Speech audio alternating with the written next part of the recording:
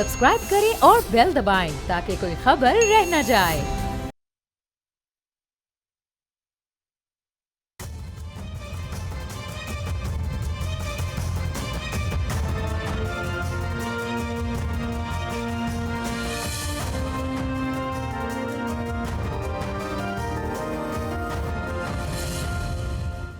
अस्सलाम वालेकुम, आप देख रहे हैं प्रोग्राम बोल रिपोर्ट्स और मैं हूं बतूल राजपूत। कल पाकिस्तान के लिए एक और अहम और बड़ा दिन है। ट्रंप ने बाकायदा ट्वीट में एक बड़ा पैगाम दिया जिसमें कहा गया कि उनकी टीम कल पाकिस्तान आ रही है। लेकिन एट द सेम टाइम ये सवाल भी है कि ईरान की टीम कब पहुंचेगी, क्योंकि जब पहला ये राउंड हुआ था टॉक्स का तो उसमें भी ईरान की तरफ से एक रिलक्टेंस थी उनकी नैरेटिव में और उनके आने के बयानात के हवाले से, और 11th आवर में फिर उनके आने की खबर मिली और the Iranian delegation it flu the very next day. तो अभी भी उसी तरह की सूरत हाल है। लेकिन अहम बात यह है कि ये दूसरा एक राउंड है जिसका इनेकाद हो रहा है और पाकिस्तान में ही हो रहा है। इससे पहले ये भी सवाल उठे कि क्या कोई और डेस्टिनेशन हो सकती है, लेकिन ईरान की तरफ से कहा गया कि वो सबसे ज़्यादा एतमाद पाकिस्तान पे करते हैं।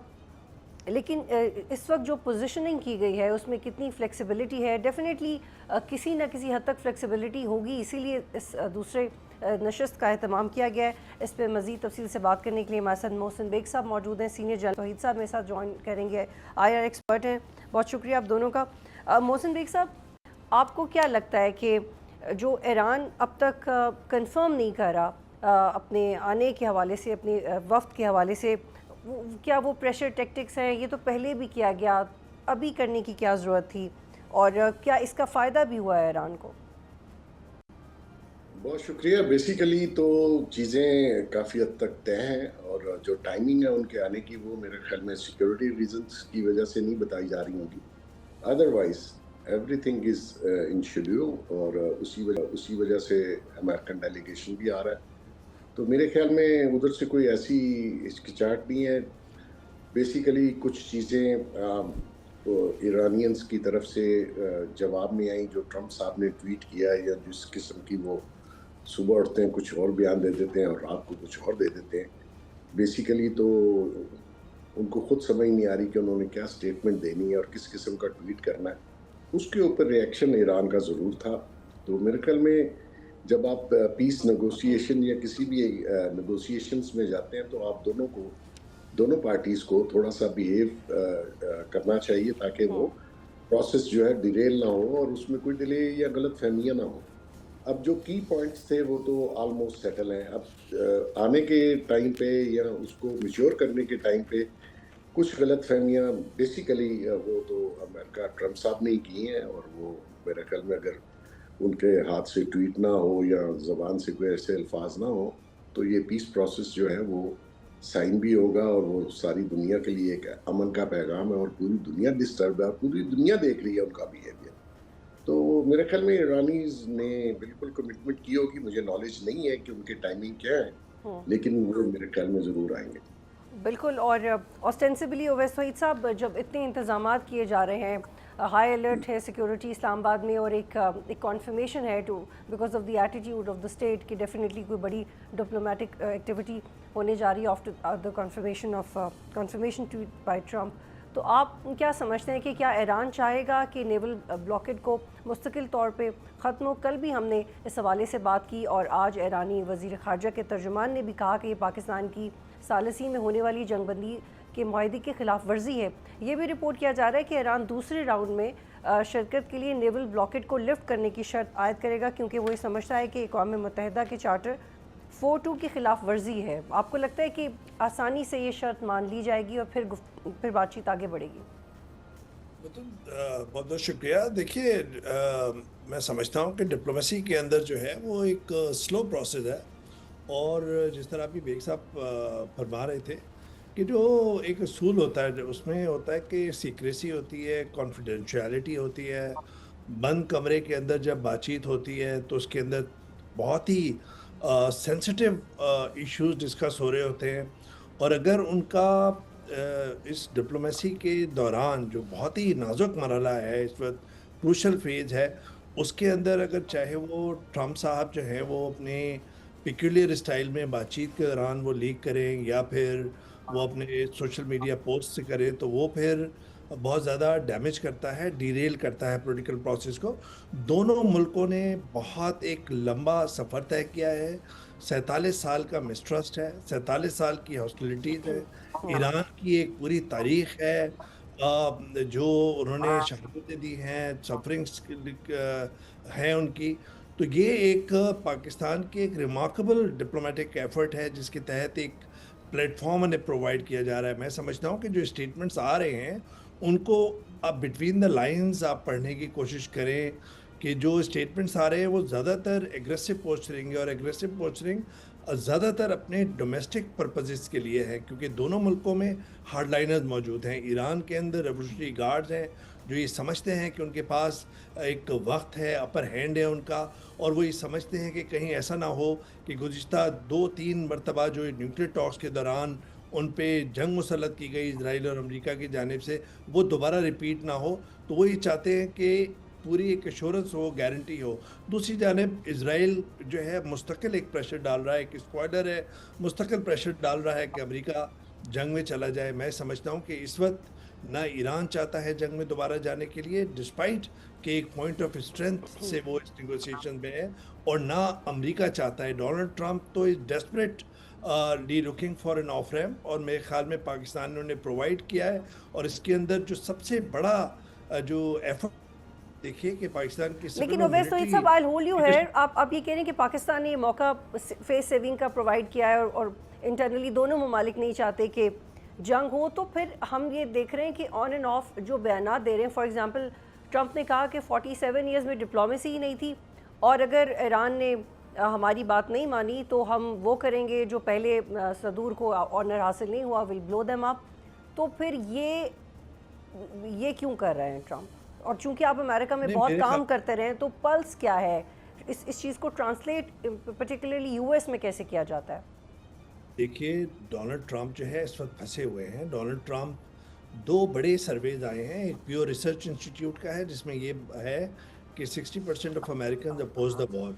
दूसरा ये अभी आया है कुछ दिन कबल जो है, और यानी इसका मतलब है कि बतूल हर 10 अमरीकियों में से 6 अमरीकी ना वो इस इजराइल की पार्टनरशिप को अच्छा समझ रहे हैं और ना इस जंग में जाने को समझ रहे हैं। दूसरा ये कि डोनाल्ड ट्रंप ये समझ रहे थे कि जिस तरह उन्होंने सोल्ड दी आइडिया, जो नेतन्याहू ने उनको who sold the idea to Trump के बस ये 2-4 रोज़ का काम है, सुप्रीम लीडर एलिमिनेट होंगे और वेनेजुएला 2.0 जो है वो रेप्लिकेट हो जाएगा और आपकी वाह वाह हो जाएगी। ऐसा नहीं हुआ। डोनाल्ड ट्रंप अब जो है मिड टर्म पोल्स उनके सामने हैं, अमरीकियों की एक पहली दफ़ा एक इजरायलियों के ख़िलाफ़ तहफ़्फ़ुज़ात आ रहे हैं हर दूसरे अमेरिकन से, तो एक बहुत बड़ी शिफ्ट है। और तीसरी बात ये कि अमेरिका का जो मशरिक़ वस्ता या जो अरब वर्ल्ड है उसमें जियो स्ट्रेटजिक जो इंटरेस्ट है वो भी हर्ट हो रहा है, और उनका मिलिट्री और पॉलिटिकल इन्फ्लुएंस जो है वो भी वीकन हो रहा है, क्योंकि वो अरब वर्ल्ड को सिक्योरिटी प्रोवाइड करने में नाकाम रहे हैं या गैर फाल रहे हैं। तो फौजी अड्डों पर जो हमले हुए हैं ईरान की जानिब से, जो आयरन डोम की मिथ ब्रेक की है ईरान ने, उसने पूरे गेम को चेंज कर दिया है। और डोनाल्ड ट्रंप और अमेरिकन इस्टेब्लिशमेंट जितना मैं जानता हूँ वो समझते हैं। इसके बावजूद ये भी समझा जा रहा है कि ट्रंप चाहते हैं कि अगर कोई पीस ट्रीटी हो तो इवेंचुअली इसका क्रेडिट उन्हीं को जाए। मोहसिन बेग साहब, सदर ट्रंप ने सहाफ़ियों को बातचीत करते हुए कहा कि स्टीव विटकॉफ जो उनके दामाद हैं वो आ रहे हैं पाकिस्तान, और जेरेड कुशनर आ रहे हैं, लेकिन जेडी वेंस नहीं आ रहे। वो क्यों नहीं आ रहे? और इसके जी बतूल जेडी वांस आ रहे हैं, वो करेक्शन हो गई। इससे पहले क्या बेग साहब जवाब दें, जेडी वांस जो है वो एक बीच में मिसअंडरस्टैंडिंग हो गई थी कि एबीसी न्यूज़ को उन्होंने कहा जेडी वांस नहीं जा रहे हैं, फिर सीएनएन को व्हाइट हाउस ने कहा कि नहीं, थिंग्स चेंज। तो now it has been confirmed that JD Vance is leading the delegation, the US delegation which includes Jared Kushner who is Trump's son in law और स्टीव विटकॉफ। तो तीनों आ रहे हैं जो पहले राउंड में थे। तो हाई लेवल डेलीगेशन भेज रहे हैं। ईरान की जानिब से अब तक ऑफिशियली अनाउंस नहीं किया है। आप बेग साहब, माजरत आपका मैंने वक्त दिया। जी वैसा थैंक यू। मोहसिन बेग साहब, मैं ये जानना चाहती हूँ कि जब ये परसेप्शन बिल किया जा रहा था कि ऐसा लग रहा है कि ट्रंप खुद भी आ सकते हैं, उन्होंने खुद भी कहा तो ये एक इंतज़ार भी था कि ट्रंप आएंगे तो वो किसी चीज़ का पोटेंशियल ज़ाया नहीं करेंगे, आएंगे तो कुछ ना कुछ हम उसका रिज़ल्ट ओरिएंटेड चीज़ देखेंगे। लेकिन अब तो वो ऐसे शख्स की सरबराही में भेज रहे हैं जो कि जंग पसंद नहीं है और एक उम्मीदवार भी है अगले इलेक्शन में। तो फिर जो क्रेडिट है वो किसको जाएगा अगर ये मुआहदा होता है, तो ट्रंप को या जेडी को? जी, आपकी बात बिल्कुल ठीक है। मेरे ख्याल में भी मेरा भी यही आइडिया था कि ट्रंप साहब खुद क्रेडिट लेना चाहते हैं इस सारी चीज़ों का। और जो ये जितने भी उन्होंने बयानात दिए, जो भी धमकी लगाई ईरान को, और जिस तरीके से वो अपने आप को विक्टोरियस गर्दान रहे हैं कि हम जंग जीत गए हुए हैं, हालांकि जंग का फैसला तो मैदान जंग में ही होता है, बातों से तो हो नहीं सकता। तो नेचुरली जैसे तो इन सब कह रहे थे कि ट्रंप बहुत अंडर प्रेशर है, वो इससे निकलना चाह रहा है, उसको समझ नहीं आई कि ये प्रोलॉन्ग हो गई। मज़ीद इसको प्रोलॉन्ग करना किसी के लिए, अमेरिका के लिए, ट्रंप के लिए और पूरी दुनिया के लिए भी ये बहुत ही मुश्किल होगा आने वाले दिनों में। इसलिए सब चाह रहे हैं कि इस दफ़ा एक अकॉर्ड साइन हो, परमानेंट हो, और उसका विन विन सिचुएशन जो है दोनों के लिए हो। नेचुरली ईरान ने बहुत सफर किया, ईरान ये समझता है कि इस वक्त अमेरिकन काबू आए हुए हैं और ट्रंप साहब भी काबू आए हुए हैं, लेकिन इवेंचुअली उनका नुकसान हुआ। उन्होंने जो कुछ नुकसान बर्दाश्त किया है, जो शहादतें बर्दाश्त की हैं, जो बच्चों की यूनिवर्सिटीज़, कॉलेजेस, बहुत इंफ्रास्ट्रक्चर डिस्ट्रॉय किया है इन्होंने। हालांकि मैं ये समझता हूँ कि जंग के भी असूल होते हैं, आप उसी पैरामीटर में जंग लड़ते हैं। ये नहीं है कि आप पब्लिक इंफ्रास्ट्रक्चर, सिविलियन इंफ्रास्ट्रक्चर तबाह करना शुरू कर दें, आम सिविलियन को, जैसा कि इन्होंने इजराइल ने गाज़ा और लेबनान में किया।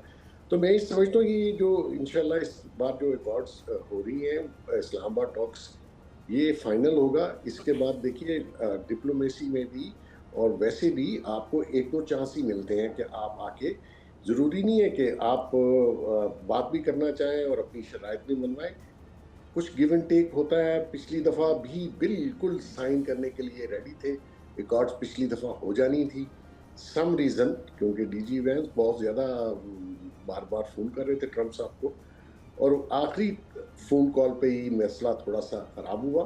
अदरवाइज वन पॉइंट ये was they were both parties were agree to sign.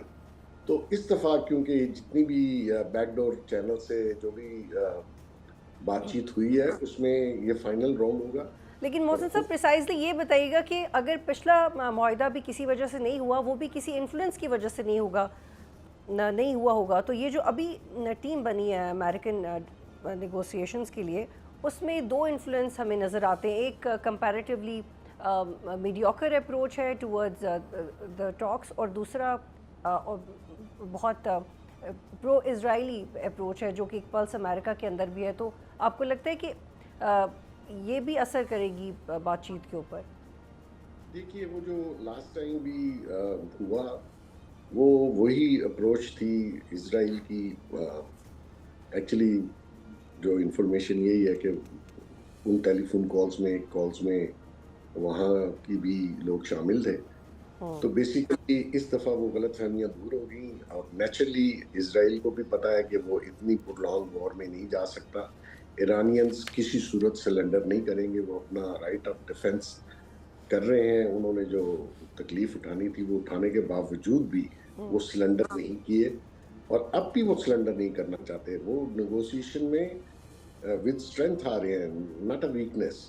तो ये उनको पता है। और जहाँ तक बात है जो मिथ थी अमेरिकन की या इजराइल की, वो ईरान ने काफ़ी हद तक दुनिया को बता दी है। और ऐसी सिचुएशन में आफ्टर दिस जंग जैसे ही ख़त्म होगी तो आप देखिएगा एक न्यू वर्ल्ड ऑर्डर आएगा। एक ये वो दुनिया नहीं रहेगी जो इस जंग से पहले थी। अलाइंसेस बदल जाएंगे, लोगों की जो एक था कि जी अमेरिकन जो है वो एक सुपर पावर है, तो सुपर पावर्स जो है वो शिफ्ट हो गई हैं। चाइना भी सुपर पावर है, रशिया भी है, और हमारी पोजीशन स्ट्रेटेजिकली बहुत बेहतर है कि we are negotiating with America, we are friends with China and Russia. तो ऐसी सूरत में इस जंग के और इस मुआहदे के बाद आप देखिएगा बहुत सारी अलाइंसेस, बहुत सारी जाएंगी इस दुनिया में। बिल्कुल मोहसिन बेग साहब, प्रोग्राम में अमेरिकन आगे जाके कुछ ऐसे ही बयानात मैं आपसे शेयर करने वाली हूँ जिससे हम शायद इमेजिन कर सकते हैं कि वो किस तरह की प्रपोजल्स और रिस्क हो सकते हैं। और जब स्टेक्स बहुत ज़्यादा होते हैं तो हर छोटी चीज़ का ख्याल रखना पड़ता है। आप कौन सा बयान दे रहे हैं, मीडिया से आप कैसे इंटरेक्ट कर रहे हैं, सब चीज़ें मानी रखती हैं। अब नाए हुर्मुज़ खोलने के ऐलान के बाद सदर ट्रंप ने सख्त बयान दिए। इसके बाद ईरान ने दोबारा स्ट्रेट ऑफ हॉर्मुज़ को बंद करने का ऐलान किया। फिर सदर ट्रंप ने फॉक्स न्यूज़ से गुफ्तगू करते हुए ये कहा कि ईरान डील के लिए अगर ना माना तो whole country is going to blown up.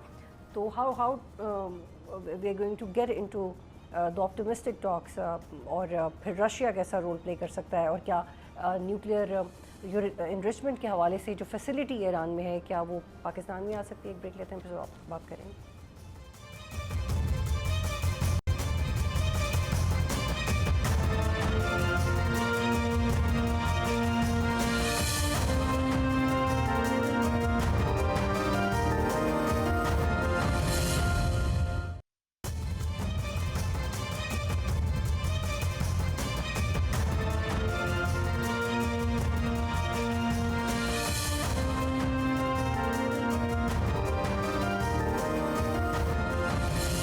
Programme में खुश आमदीद। अवैस तौहीद साहब, हम इसको एक हद तक ही समझ सकते हैं कि किस तरह की डील हो सकती है और ओवर इमेजिन भी नहीं किया जा सकता, लेकिन जब ट्रंप खुद ये कह रहे हैं कि हम बहुत बेहतर डील ऑफ़र कर रहे हैं ईरान को, तो वो क्या हो सकता है? वो ये भी कह रहे हैं कि $500 मिलियन का नुकसान ईरान को हो रहा है और ईरान हमें मदद कर रहा है और ईरान को ये पता नहीं है। लेकिन जिस डील की वो बात कर रहे हैं, क्या वो सिविलियन न्यूक्लियर एनर्जी ईरान को दे के है या सारी न्यूक्लियर फैसिलिटी को ख़त्म करने की सूरत में है? Is it nuclear less deal for Iran? What is that, what that could be? जी देखिए, बतौर 4 मेन इश्यूज हैं जो फर्स्ट राउंड ऑफ टॉक्स में भी आखिरी फेज में थे और इस वक्त भी जो 4 जो इश्यूज मेन हैं। एक तो है स्टेट ऑफ हॉर्मुज़ की फुली रेगुलेशन, वो ईरान के पास हो और ईरान वो समझता है कि उसका नेचुरल और लीगल राइट है उसको रेगुलेट करने का, एक बात।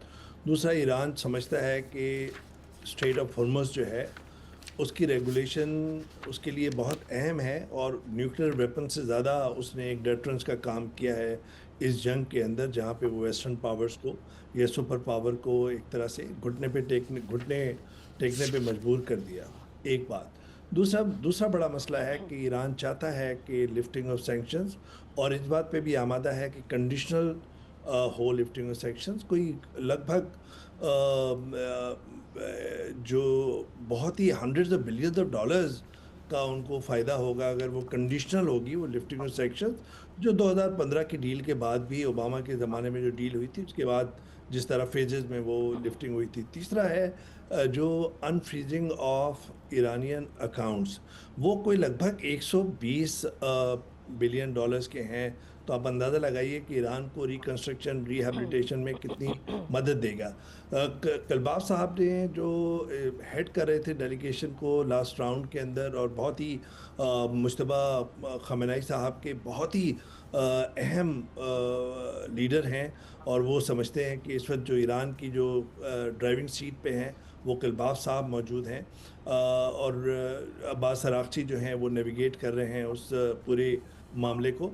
तो उन्होंने एक एस्टिमेट दिया था बतूल, वो था कोई 230 बिलियन डॉलर का जो उन्हें नुकसानात हुए इस जंग के अंदर। तो वो तो कंपनसेशन नहीं मिलेगी, तो क्योंकि अगर वो कंपनसेशन देने लगा यूएसए तो फिर तो उन्होंने पूरे दुनिया में जगह मुसल्लत की हैं, तो वो हर एक क्लेम करना शुरू कर देगा। दे डोंट वांट के that precedence to be set, एक बात। चौथा जो सबसे जो स्टिकिंग पॉइंट है वो न्यूक्लियर इशू का और कंप्लीट सीज़ फायर का है। तो कम्प्रीहेंसिव सीज़ फायर के अंदर लेबनान शामिल है। इजराइल और अमेरिका चाहते हैं कि लेबनान के साथ डीलिंग कर दें ईरान को, और वो समझते हैं कि बहुत ज़्यादा कमज़ोर सूरत हाल में हो जाएगा, और हिजबुल्लाह के साथ वो डीलिंग करना चाहते हैं और वो एक ब्लीडिंग वुंड की तरह रहेगा। वो मसला मुझे लगता है कि बहुत ही सीरियस है और ईरान कभी भी उसको बिट्रेल, उस सेंस ऑफ बिट्रेल उसको समझा जाएगा अगर ईरान ने उस पर कोई कंप्रोमाइज़ किया। रेवोल्यूशनरी गार्ड्स का वो रेड लाइन है। चौथी जो सबसे बड़ा बात है न्यूक्लियर इशू के अंदर ये है कि ईरान ने तो कभी भी नहीं कहा कि वो न्यूक्लियर जो है वो वेपन बना रहा है। न्यूक्लियर प्रोग्राम पे हमेशा फ्लेक्सिबिलिटी शो की है। 2003 में अली खamenei साहब जिनको शहादत नसीब हुई जंग के अंदर, उन्होंने ये फरमाया था, फतवा दिया था कि न्यूक्लियर प्रोग्राम, न्यूक्लियर बॉम्ब नहीं होना चाहिए। तो उसके बाद ऐसी कोई इबाहम नहीं होना चाहिए। लेकिन ये कि 400 ग्राम के यूरेनियम, हाईली एनरिच यूरेनियम जो स्टॉक पाइल्स हैं वो ईरान के पास हैं, और जो ट्रम्प हैं वहाँ पे पॉइंट स्कोरिंग चाहते हैं, वहाँ पे डील करना चाहते हैं। और इसी वजह से पहले राउंड के बाद भी ये मसला ख़राब हुआ था कि वो चाह रहे थे कि ये 440 जो यूरेनियम एनरिच है वो बिल्कुल ही वो स्टॉक पाइल्स या तो ईरान या तो अमेरिका ट्रांसफ़र कर दे या फिर वो ज़ाय कर दें। अब अमेरिका ट्रांसफ़र किस तरह करेंगे, वो तो बिल्कुल नहीं करेंगे। और जो दूसरी बात ये कि जो ट्रम्प चाह रहे हैं वो ये चाह रहे हैं, समझने की बात जो है बतूल वो ये है कि ओबामा के ज़माने में जो डील हुई थी, न्यूक्लियर डील, उसके अंदर 10 साल की एक टर्म लगाई हुई थी, रिस्ट्रिक्शन थी कि ईरान 10 साल तक इनरिच नहीं करेगा यूरेनियम, उस पर एग्री किया था। अब डोनाल्ड ट्रम्प ने उसकी इतनी लान तान की है कि वो वापस अपनी कॉन्स्टिट्यूंसी में चाहते हैं कि किसी तरीके से 20 साल का माहिदा हो जाए, वो चाहते हैं इंडेफिनिट माहिदा हो जाए, तो वहाँ पे बात रुक गई है। लेकिन मैं समझता हूँ कि जो हमारे field marshal general Asim Munir साहब एक ब्रेव मूव के में ईरान तशरीफ़ लेके गए थे और 3 रोज़ के अंदर मिलिट्री कमांडर्स के साथ और पॉलिटिकल लीडरशिप के साथ मिले। जी। दूसरी तरफ शहबाज शरीफ साहब पूरे अरब वर्ल्ड के अंदर गए, कतर के अंदर गए, टर्की के अंदर गए, फिर सऊदी अरब में गए। मुझे लगता है कि वो था कि स्मूथन करना, कि जो मैक्सिमलिस्ट पोजीशंस हैं दोनों मुल्कों की, उनको स्मूथ आउट करना। तो मैं समझता हूँ उसमें कहीं ना कहीं कामयाबी हुई है, लेकिन इट्स अ लॉन्ग वे। मेरे ख्याल में एक बहुत बड़ा जी अभी भी सफ़र बिल्कुल, तय और करना वैसा है। मुझे बिल्कुल ऐसा लगता है, मुझे ऐसा लगता है बतुल, जी एक आखिरी जुमला, जी मुझे ऐसा लगता है कि इस्लामाबाद का जब सेकेंड राउंड ऑफ टॉक्स होगा, ऑफिशियली अनाउंस करेंगे डेलीगेशन ईरान, अगर वो जब करेंगे और जब यहाँ पे टॉक्स होंगी, तो उसमें एक फ्रेमवर्क ऑफ एग्रीमेंट जो है वो फाइनलाइज हो, तो वो फिर एक बहुत बड़ी विक्ट्री होगी पूरी दुनिया के लिए और पाकिस्तान के लिए। बिल्कुल। और मोहसिन बेग साहब, उसमें इस नुक्ते के ऊपर क्या बात हो सकती है, जैसे ये रिपोर्ट किया जा रहा है, अरब मीडिया ने रिपोर्ट किया कि इनरिच्ड यूरेनियम अमेरिका की बजाय पाकिस्तान के हवाले किया जा सकता है। वैसे पाकिस्तान संभाल तो सकता है, that will be an honour for Pakistan. इससे बड़ी मेरा ख्याल है कि for me it is one of the best of beat angle in this development. And on the other hand Russia ने कहा है कि हम भी इसको ट्रांसफ़र करने में आपकी मदद कर सकते हैं। तो फिर इसमें क्या मुमकिन हो सकता है मोहसिन बेग साहब? वैसे तो मैं आपको बता दूं, उसकी मुंतकिली किसी और कंट्री में डिस्कशन में नहीं आया, ना ही वो ईरानियों ने इस पॉइंट को लेके आए हैं। उन्होंने गारंटीज की हैं कि हम इसको वेपनाइज नहीं करेंगे, और ये उनका पहले दिन से स्टांस है कि जी हम न्यूक्लियर एनर्जी जो है वो पीसफुल पर्पस के लिए हम लोग इनरिच कर रहे हैं।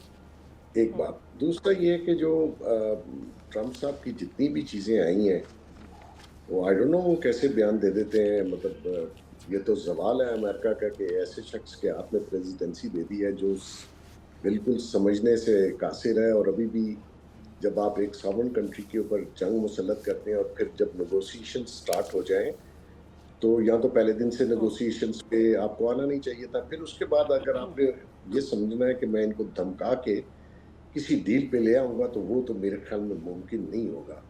तो जो भी अभी बड़ी आम सी चीज़ें हैं जिसपे ऑलमोस्ट डिस्कशन क्लोज हो चुकी हुई है, और वो इस दफ़ा भी ये न्यूक्लियर का इशू नहीं है, वो सारी दुनिया ने बता दिया हुआ है। इंटरनेशनल एजेंसी ने इनको पहले बताया था कि वो वेपनाइज नहीं कर रहे इसको, और वो आज भी कह रहे हैं कि ईरान किसी स्टेज पे उसको न्यूक्लियर वेपन नहीं बना रहा था। तो ये तो सिर्फ कहानी है, शायद अपने लोगों को समझाने के लिए ट्रम्प साहब थोड़ी सी माचो मैन बन के, अमेरिकन की मेंटालिटी भी ऐसी होती है ज़्यादा बड़ी बात करना, but it is a very serious issue. आप इसको इस तरीके से मजाक में धमकी दे के सुबह कुछ शाम को कुछ नहीं, जो मुआहदा होगा वो बहुत ईरानियों ने, जब अभी भी ईरानी डेलीगेशन लास्ट टाइम आया था, वो बहुत तैयारी से आए थे। उनकी हर चीज़, रिटर्न डॉक्यूमेंट, आर्गूमेंट बड़े ही सॉलिड थे। तो ये तो मुंह उठा के आ जाते हैं, इनको तो पिछले 4 साल की हिस्ट्री भी नहीं पता। और ये जो 2 एड भेजी उन्होंने, they have nothing to do with this talks, they are not prepared. तो ईरानी अब भी बहुत प्रिपेयर होके आ रहे हैं, उन्होंने सारी चीज़ें बता दी हुई है उनके। तो मैं आपको बताऊं अकाउंट चीज़ें एवरीथिंग दे हैव डन, इनको लाजवाब किया उन्होंने। तो मकसद ये है कि आप इस तरह की, जब आपने टेबल पे बैठना है तो इस तरह नहीं होगा कि सारी बातें आपकी मानी जाएं, और तभी दुनिया में पीस आ सकता है जब आप कुछ थोड़ा सा लोअर होके, आपकी गलती है, आप उसको तस्लीम नहीं करना चाहते, वो आपकी मर्जी है, लेकिन आपकी उस गलती ने पूरी दुनिया को ट्रबल में डाल दिया। आपका अपना फ्यूचर वो भी आपने रिस्क पे लगा दिया, क्योंकि जितने अलाइज आपके थे वो सारे आपसे जो है वो साइड पे हो गए। तो मकसद ये है कि इस दफ़ा जो है वो बहुत सोच समझ के सारी चीज़ें एक्सचेंज हुई हैं, एवरी पॉइंट।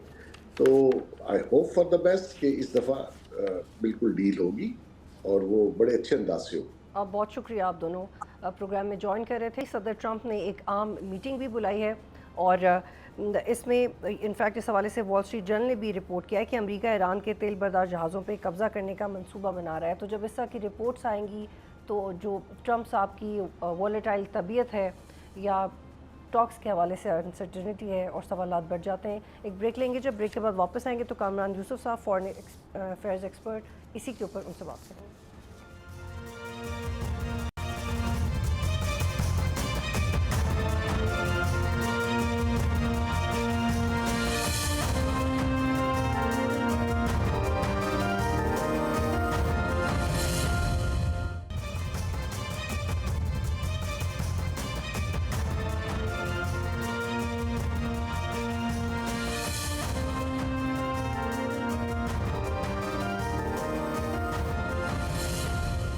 प्रोग्राम में खुशामदीद। मुझे ज्वाइन कर रहे हैं कामरान यूसुफ, मुस्तनद सहाफ़ी हैं, फॉरेन अफेयर्स एक्सपर्ट हैं और पिछले कुछ हफ्तों में जो डेवलपमेंट्स हुई थी डिप्लोमेटिक टॉक्स के हवाले से उसमें टॉप रिपोर्टिंग करने में कामरान यूसुफ साहब का नाम है। कामरान, बहुत शुक्रिया आप ज्वाइन करें। मुझे बता दें, लास्ट टाइम भी आपने बहुत सारी कन्फ्यूजन क्लियर की थी, अब क्या कन्फ्यूजन है? अब ईरान वक्त क्या सिक्योरिटी की वजह से अपने आने की कन्फर्मेशन नहीं दे रहा, या फिर ये भी कोई प्रेशर टैक्टिक्स है? क्योंकि IRGC ने कहा कि ईरान की मिलिट्री लीडरशिप ये कह रही है कि ईरान की उंगलियां ट्रिगर पे हैं। मेरा ख्याल है कि ये ईरान जिस तरीके की सिफारतकारी करता है उसे हमें समझने की ज़रूरत है। और जो अनऑफिशियली जो मेरे पास तो इतला है कि ईरान का डेलीगेशन बिल्कुल पाकिस्तान आ रहा है और वही कॉम्पोजिशन होगी जो आखिरी मरतबा थी। ईरान के पार्लियामेंट के स्पीकर उन्हें लीड करेंगे, उनके फॉरेन मिनिस्टर भी शामिल होंगे और बाकी जो रेलिवेंट लोग हैं। क्योंकि पहले ये कन्फ्यूजन थी कि ट्रंप ने ये कहा कि अमेरिका की तरफ से जेडी वैंस इस मरतबा नहीं आ रहे, लेकिन बाद में व्हाइट हाउस ने तस्दीक की कि नहीं, जेडी वैंस ही उसकी तस्दीक करेंगे। और अगर अमेरिका की तरफ से ये अनाउंसमेंट आई है तो जाहिर है कि जो बैक चैनल इस वक्त चैनल्स हैं, बैक चैनल टॉक्स हैं, उसमें जब ईरान की तरफ से ग्रीन सिग्नल मिला होगा तो तभी उन्होंने ये फैसला किया होगा। तो मेरा नहीं ख्याल कि ईरान ने अगर अभी तक ऑफिशियली तौर पर अनाउंस नहीं किया तो इसका ये मतलब है कि वो आ नहीं रहे। वो डेफिनेटली आएंगे। सिर्फ आई थिंक उसमें उनकी एक आप कह लें कि हिकमत अमली है और उसमें सिक्योरिटी वाला भी फैक्टर है।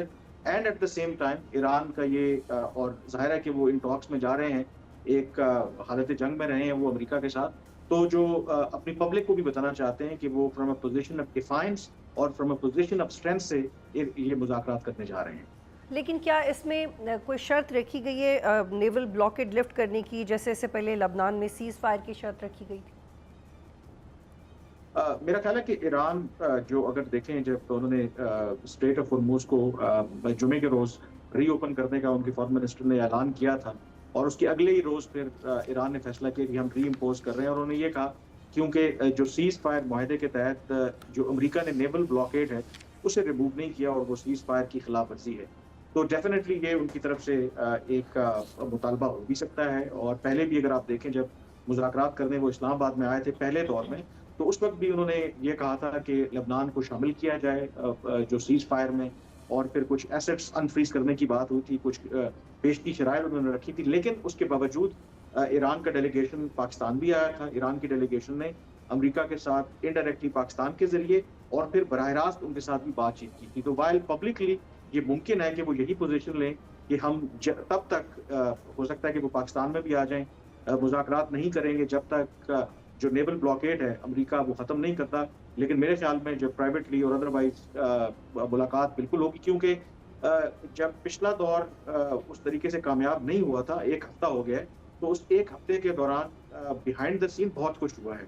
और मुझे लगता है कि अगर दोनों अतराफ ने इस्लामाबाद में दोबारा मिलने का फैसला किया है, तो मेरी असेसमेंट तो यही है कि इन 6-7 दिनों के अंदर बहुत सा जो ग्राउंड वर्क है वो किया गया है और इसीलिए ये मुज़ाकरात हो रहे हैं। तो मैं कम से कम जो ईरान की जो एक पब्लिक पोस्चरिंग है, जो उनके बयानात हैं, उनको उस तरह से सीरियस नहीं लूँगा। जो इस्लामाबाद के अंदर आके मुज़ाकरात होंगे, वो मेरे ख्याल में उनकी एक एक्चुअल पोज़ीशन होगी। कामरान, मैं ये समझना चाहती हूँ आपसे कि ये परसेप्शन बनता गया कि ट्रंप खुद भी आ सकते हैं, उन्होंने खुद भी इस इंटरेस्ट का इजहार किया, लेकिन अब जो वफ्द आ रहा है उसमें वो खुद शामिल नहीं है। उनके कहने और फिर ये ना होने के दरमियान जो हुआ, would you like to share that? देखें, जो अमेरिकी सदर ट्रंप, मेरा नहीं ख्याल कि वो बराह रास्त मुज़ाकरात करने के लिए यहाँ पे आएंगे और ना ही उनका प्लान है। मुज़ाकरात तो उनकी मुज़ाकराती टीम ही करेगी, जेडी वैंस करें, स्टीव विटकॉफ, जैरेड कुशनर। और अगर ये जो उनकी मुज़ाकराती टीम है ईरान के साथ, ये किसी नतीजे पर पहुंच जाती है और ये एक मुआहदे की शक्ल इख्तियार करती है, तो अमेरिकी सदर ट्रंप सिर्फ उसी सूरत में आएंगे जब एक मुआहदा तैयार होगा और उस पर दस्तखत करने के लिए आएंगे। तो उस इम्कान को अभी भी आप रद्द नहीं कर सकते। इसमें सिर्फ एक कैच है कि मेरे ख्याल में बहुत से लोग शायद जानते भी हों या नहीं भी जानते हों कि क्योंकि जेडी वैंस इस वक्त की क़यादत कर रहे हैं, तो जो अमेरिका की सिक्योरिटी प्रोटोकॉल है कि जब किसी भी फॉरेन विजिट पे अमेरिका का सदर और वाइस प्रेसिडेंट एक ही वक्त पर वहाँ पे मौजूद नहीं होते। तो अगर जो मुझे उससे ये लगता है कि अगर यहाँ पर कोई मुआहदा होगा भी या अंडरस्टैंडिंग होगी भी, तो अगर फॉर्मल साइनिंग सेरेमनी होगी शायद वो इमीडिएटली ना हो, अगर होनी भी होगी तो उसके लिए पहले जेडी वैंस जो है उनको पाकिस्तान से निकलना होगा, अमेरिका वापस जाना होगा और फिर ही अमेरिकी सदर ट्रंप जो है वो पाकिस्तान आकर के वो डील साइन कर सकते हैं। तो अभी भी पॉसिबिलिटी बिल्कुल मौजूद है। वो इसलिए मौजूद है कि अमेरिकी सदर ट्रंप अगर वाकई डील होती है तो वो किसी और को क्रेडिट देने के बजाय जो भी एक ऑब्वियसली एक तारीखी एक वक्त होगा, एक तारीख में इसे लिखा जाएगा, तो मेरा नहीं ख्याल कि वो इसका क्रेडिट किसी और को लेने देंगे। तो डेफिनेटली जो उनका पाकिस्तान का विजिट है स्टिल ऑन, प्रोवाइडेड कि अगर इन मुज़ाकरात में ब्रेक थ्रू होता है। आपकी बात से मैं ये भी समझ पा रही हूँ कि कोई तीसरा राउंड भी मुतवक्की है, क्योंकि क्रेडिट ट्रंप साहब शेयर नहीं करना चाहेंगे और मुआहदे पे खुद ही दस्तखत करना चाहेंगे। कामरान, ये भी बताएं कि जब पहली दफ़ा बातचीत हुई और अब ये दूसरा मौका है, तो क्या दूसरे मौके पे बातचीत करना इन दोनों पार्टीज़ और दोनों फरीक के लिए ज़्यादा आसान है, कंफर्टेबल है, या पहली दफ़ा? और इस दौरान जो चेंज ऑफ एटीट्यूड है वो हमने पस मंज़र में आपने क्या विटनेस किया, क्योंकि सोशल मीडिया पे और नैरेटिव वाइज तो नहीं है?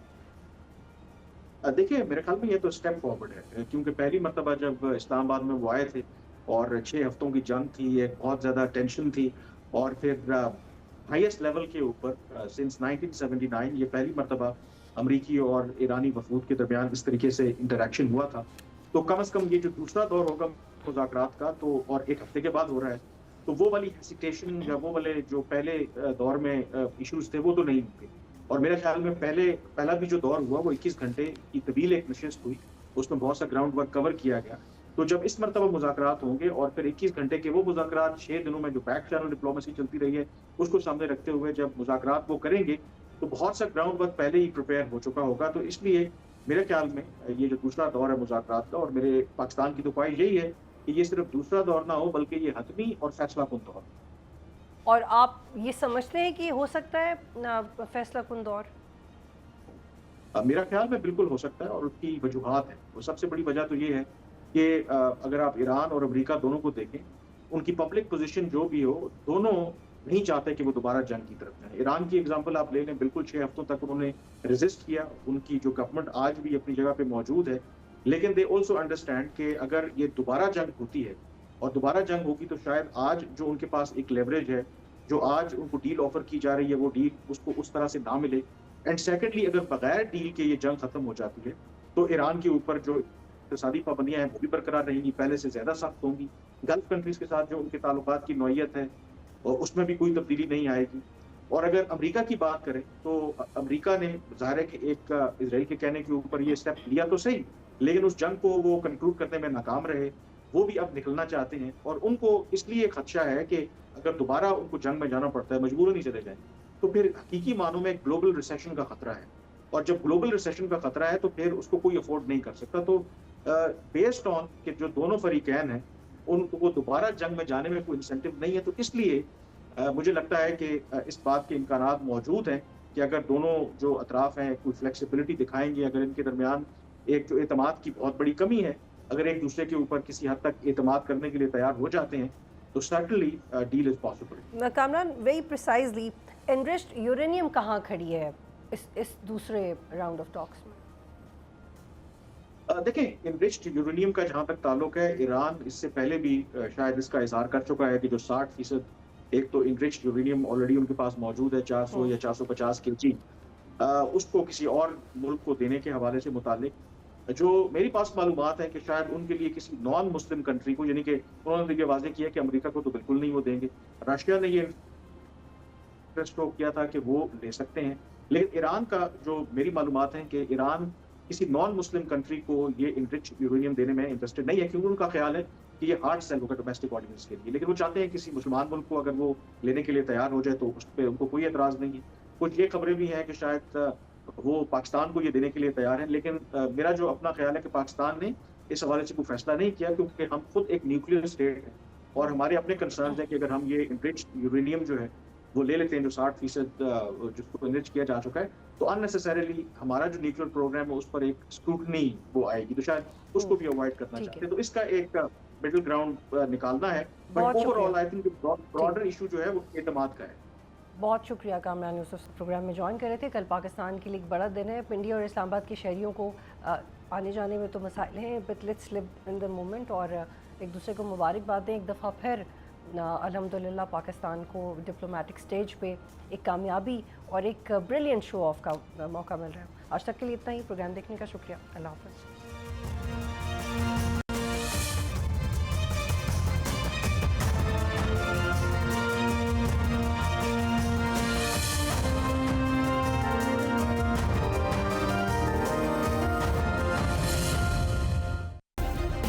सब्सक्राइब करें और बेल दबाएं ताकि कोई खबर रह न जाए।